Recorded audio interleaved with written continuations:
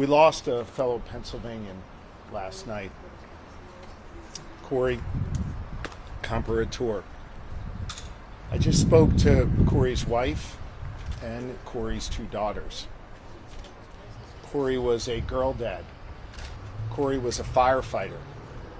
Corey went to church every Sunday. Corey loved his community. And most especially, Corey loved his family.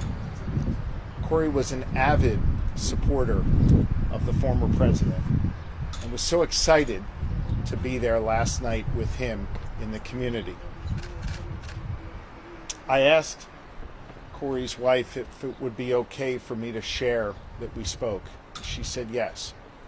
She also asked that I share with all of you that Corey died a hero, that Corey dove on his family to protect them last night at this rally. Corey was the very best of us. May his memory be a blessing. Last night was shocking for this community and for this Commonwealth, and I know for this country. Political disagreements can never, ever be addressed through violence.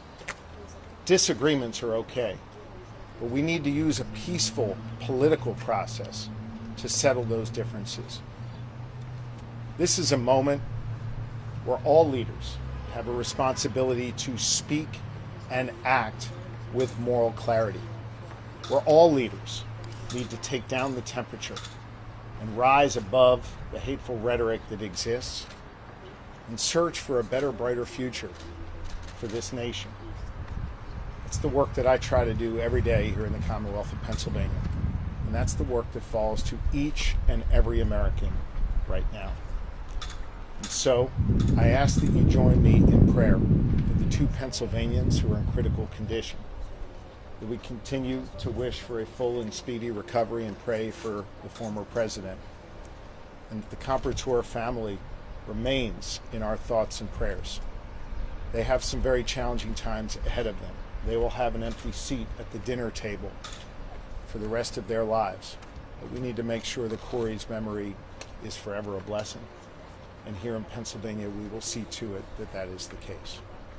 And with that, I'll be happy to try and take a few of your questions. Governor, a lot of folks are starting to ask the tough question about whether that building that the shooter accessed should have been secured. Should it have been secured?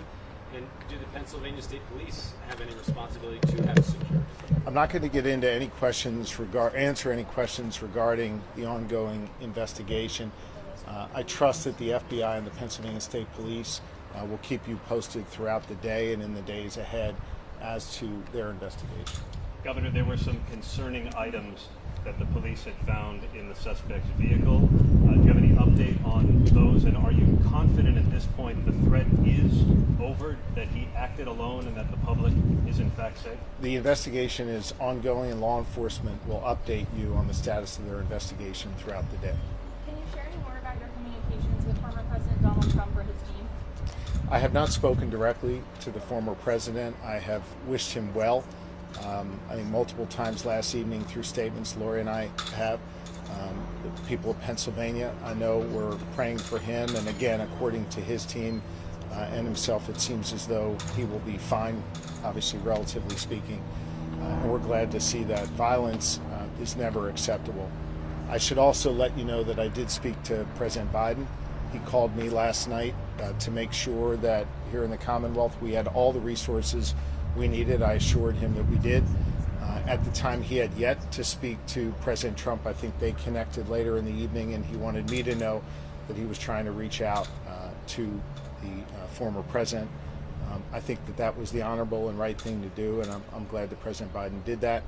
We have no unmet needs at this time, and we're working in concert with our federal partners, and I let the president know that. Governor, have you talked to the families of those two who were critically injured, and do you have an update on their condition? I spoke to the family of one of them, and the other left a detailed message, and I'm not going to get into their status. That'll be shared by the Pennsylvania State Police and or the family later today. Governor, will you be asking for a plaque to be put on the tax tabs across the state, and also knowing that this is going to be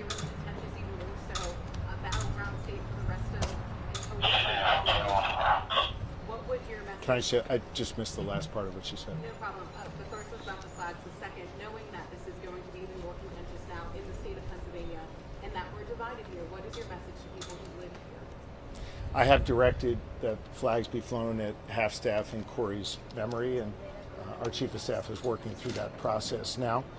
My message to all Pennsylvanians, my message to all Americans is to be firm in your beliefs, to believe what you believe, to advocate for what you believe, and to be engaged in the political and civic process, but to always do so peacefully.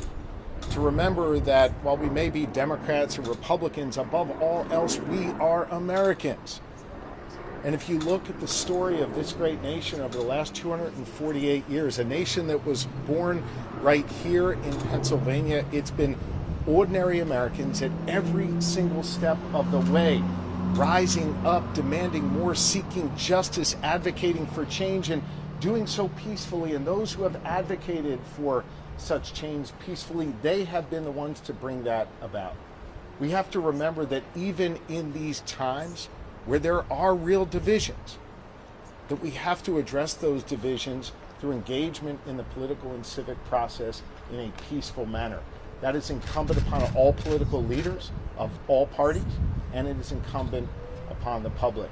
I will tell you that notwithstanding the tragedy that we saw last night here in Butler, the awful tragedy, that every day when I'm around Pennsylvania, I see the very best of Pennsylvanians. People who do have fervent beliefs, people who do have passionate beliefs, but who engage in a peaceful manner, and who love their neighbors, and who engage with people in their communities, even those that they might have differences from.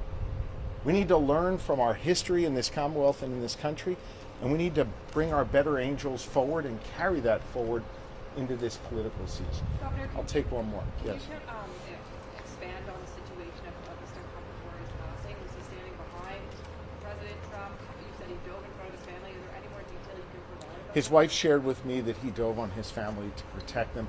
As for any other information, that'll be shared by law enforcement. Thank you all very much.